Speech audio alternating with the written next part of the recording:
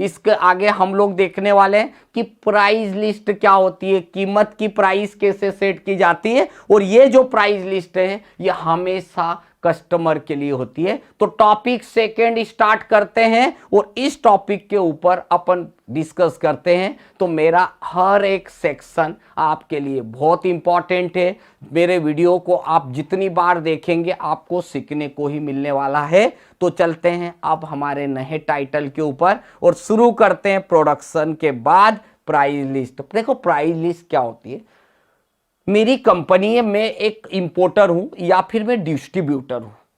मेरी शॉप से लोग माल खरीद के ले जाते हैं और कोई होलसेल होता है, होलसेलर होता है जो ज्यादा मात्रा में खरीदता है। कोई मेरे पास रिटेलर होता है जो एक एक दो दो पीस खरीदता है। अब मैं मेरी कंपनी में बैठा हूं तो मुझे इतना याद नहीं है कि भाई कौन कब आता है, चलो मेरे को याद है, पर मेरे जो एम्प्लॉय बिलिंग का काम करता है उसको नहीं पता है कि मैं क्या रेट पे सेट करूं, किसको क्या रेट देना चाहिए। तो मैंने यहां पर एक प्राइस लिस्ट सेट करी। जैसे अपन दुकानों में प्राइस लिस्ट लगी हुई रहती है, वो हर कस्टमर के लिए होती है, पर मैं हर टाइप के सप्लायर के लिए, कस्टमर के, मेरे लिए कस्टमर है तो कैसे सेट करेंगे, सप्लायर के लिए नहीं होती कि जो मुझे माल बेचेगा वो मेरी इच्छा से बेचे, ऐसा कतई नहीं होता है। तो चलते हैं, अब अपन चलते हैं हमारे प्राइस लिस्ट पे। तो शुरू करा भाई, पहली बात तो यही आती, प्राइस लिस्ट जब हम यहाँ क्रिएट करते हैं, यहाँ तो लिस्ट में आ ही नहीं रहा है, देखो प्राइस लिस्ट ऑप्शन आ ही नहीं रहा है, तो कहाँ से आएगा, आएगा जरूर यहाँ पे, पर आएगा कहाँ से, ऐसी कंडीशन पे पहले बाहर निकलो। ओके, बाहर निकलने का मतलब है यहाँ पर आ गए, F11 बटन दबाइए। जब भी आप यहां पर जाएंगे F11 बटन दबाया, और F11 बटन जैसे दबाएंगे यहां पर मिलने वाला है, देखो 1 2 3 नंबर पे इनेबल मल्टीपल प्राइस लेवल पे जाना, और जाने के बाद आप यहां पर क्या कर देंगे, यस करना। समझते चलना मेरी एक एक चीज का उपयोग क्या होने वाला है, आराम से इसे देखते चलिए। मैंने प्राइस लिस्ट को एक्टिवेट करके बाहर आ गया। कभी कभी क्या होता है, कुछ स्टेप्स अगर आप भूल भी जाएंगे तो आपके पास मेरा वीडियो अवेलेबल रहेगा। तो पहले मैंने क्या करा, इस प्राइस लिस्ट को केवल एक्टिवेट करके आया, तो केवल एक्टिवेट करा, उसी में देखो कितनी चीज आ गई, देखो ये आ गया।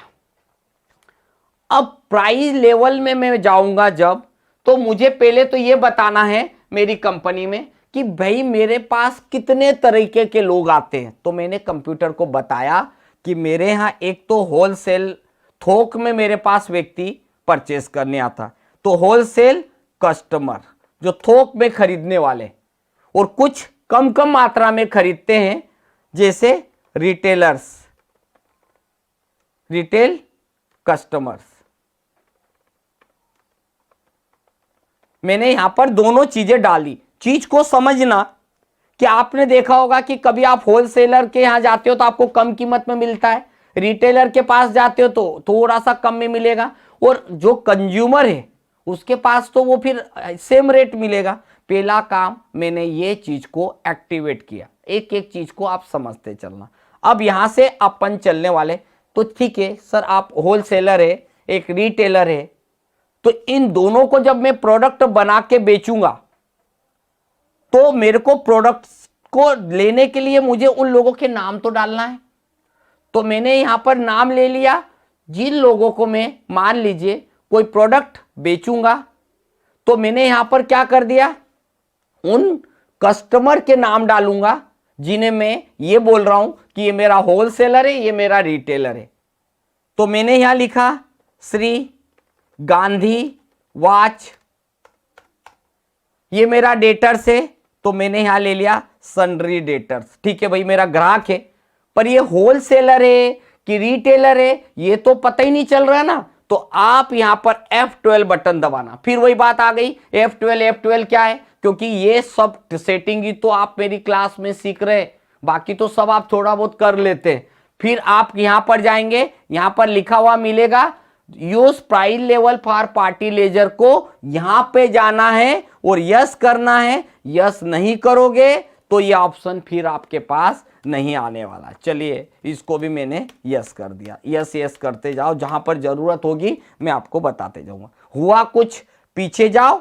अब आपको मिल गया कि ये श्री गांधी वॉच है, ये कौन है, तो मैंने कर लिया कि ये मेरे से माल खरीदता है होलसेल में, तो मैंने इसको होलसेल कैटेगरी से जोड़ दिया। चलो हो गई बात खत्म, ये हो गया एक चीज।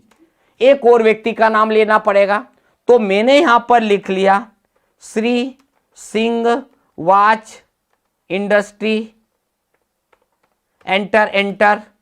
ये भी मेरा डेटर्स है, ये थोड़ा थोड़ा माल परचेज करता है, तो मैंने इसको रिटेल कस्टमर की कैटेगरी में डाल दिया। ओके, मतलब मेरे पास दो लोग आते हैं, एक होलसेलर एक रिटेलर, तो मैंने ये दोनों चीजें भी डाल के दे दी। अब यहां पर जो इंपॉर्टेंट है कि भाई आप किसी को क्या रेट लगाओगे, किस कीमत पे बेचोगे, तो मैंने एक रेट सेट कर दिया जो भी मुझे जरूरत है। तो मैंने क्या करा, यहां पर मैं जाने वाला हूं, मैंने यहां पर क्या कर दिया, जितनी भी चीजें हैं मेरे पास, मान लीजिए ये रेडी मटेरियल है, ठीक है, अब मैं रिटेलर को बेचूंगा, तो रिटेलर का जैसे मैंने रिटेल कस्टमर एक भी हो सकता है, दो भी हो सकता है, तो यहां पर मेरे पास आ गई एक वॉच, जो भी वॉच, अभी एक ही का एग्जांपल दूंगा मैं, आप 10 भी ले सकते हो।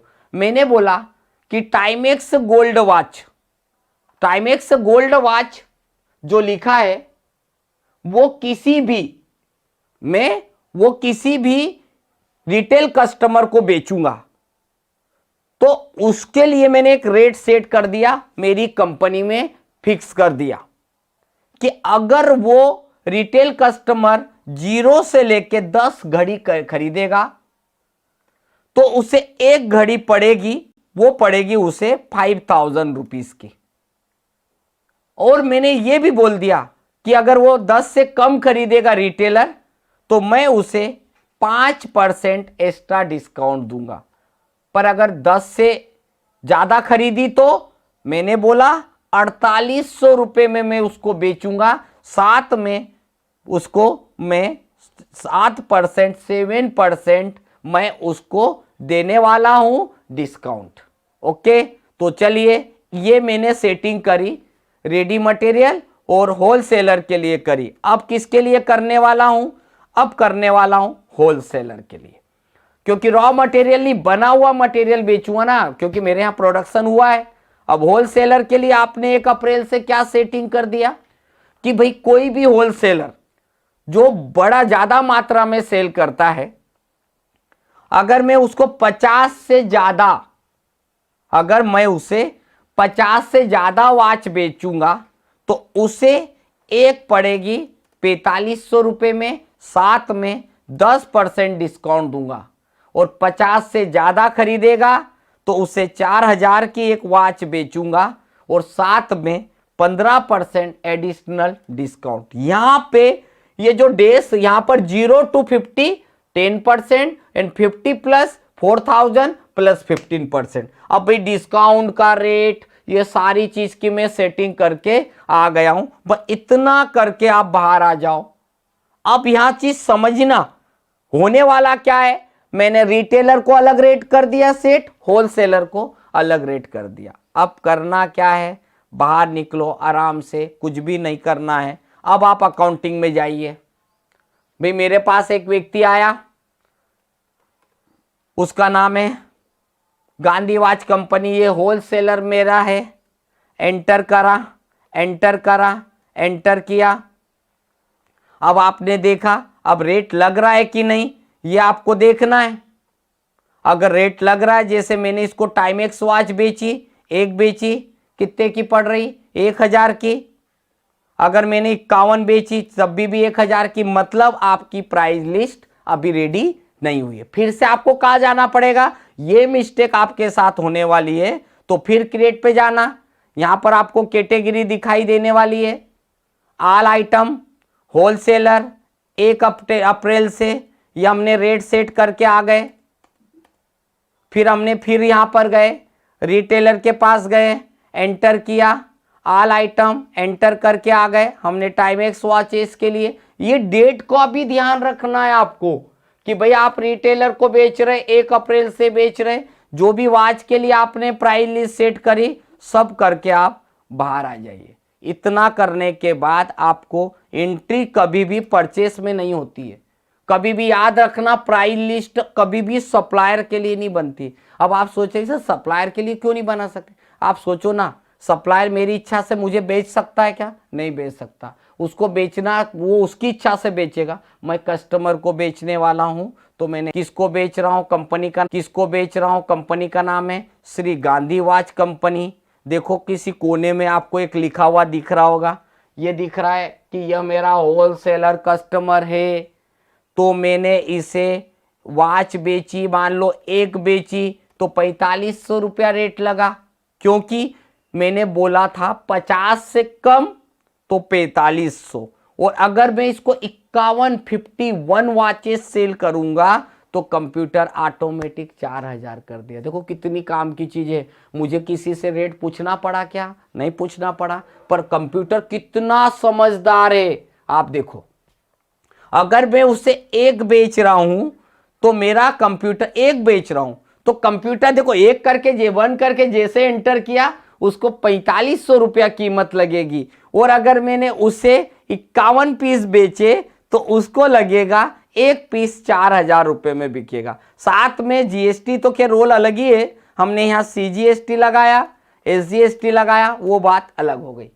अब इसी की जगह अगर गांधी वॉच वाला आया के बाद हम सिंह वॉच इंडस्ट्री वाला आया तो क्या करेंगे? फिर वही आ जाएगा। सिंह वॉच पे गया, क्या बेचा मैंने? फिर एक वॉच बेची, एक बेचूंगा तो कितने लगेगा? खुद ही देख लो, 5000 की एक घड़ी पड़ेगी एक वॉच।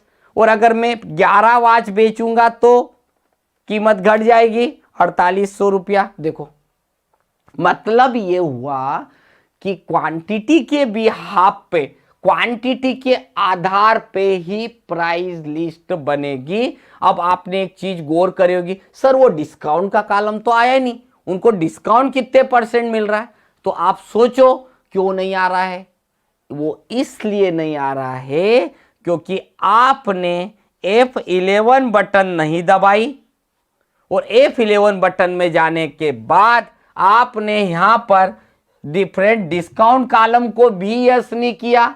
और डिस्काउंट कॉलम को अगर यस नहीं किया तो आप जो सेल कर रहे हो उसमें भी वो ऑप्शन नहीं आ रहा है। आप खुद ही देख लीजिए अब आपके साथ क्या होने वाला है। अब देखो, अब अगर मैं श्री गांधी वॉच कंपनी को प्रोडक्ट सेल कर रहा हूं तो साथ में खुद ही देख लीजिए, गांधी वॉच कंपनी को मैंने एक वॉच बेची तो उसको 10% डिस्काउंट मिल रहा है।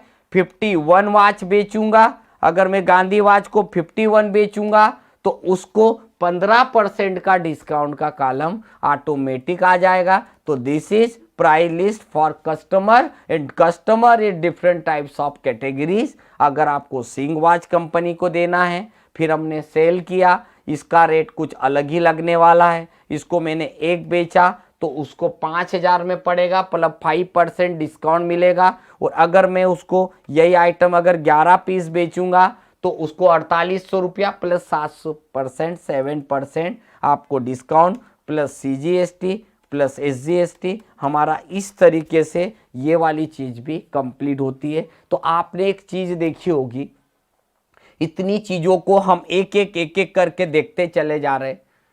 हमने इतनी प्रकार से एंट्रियां करी, हमने प्रोडक्शन देखा, हमने उसके ऊपर जीएसटी डिफरेंट रेट देखा, हमने उसके ऊपर डिस्काउंट लगाना देखा, हमने उसके ऊपर प्राइस लिस्ट बनाई। अगर मेरी प्राइस लिस्ट में, अब ये तो पुराना रेट था, खरीदी भी अलग थी, अगर बाद में अगर आपको रेट में बदलाव करना है तो फिर से आपको सेम प्रोसेस करना पड़ेगी। सेम कैटेगरी पे जाने के बाद यहाँ जाना, ऑल आइटम पे जाना, नया रेट कब से नया आएगा। अगर आपको 1 जनवरी 2024 से नए रेट सेट करना है तो पुराना हट जाएगा, नए सिरे से नया रेट करेंगे। बट अगर उस ड्यूरेशन में आप एंट्री करोगे तो हो जाएगा। हमारा इस तरीके से मैंने आपको बिल में रेट भी दिखाया, बिल पे प्राइस भी बताई, बिल के अंदर हर एक चीज़ को मैंने सेटिंग करना बताई। तो आप इस तरीके से आज के जो प्राइस लिस्ट, आज का जो प्रोडक्शन, आज का जो डिस्काउंट का कॉलम या जितनी भी चीज़ें थी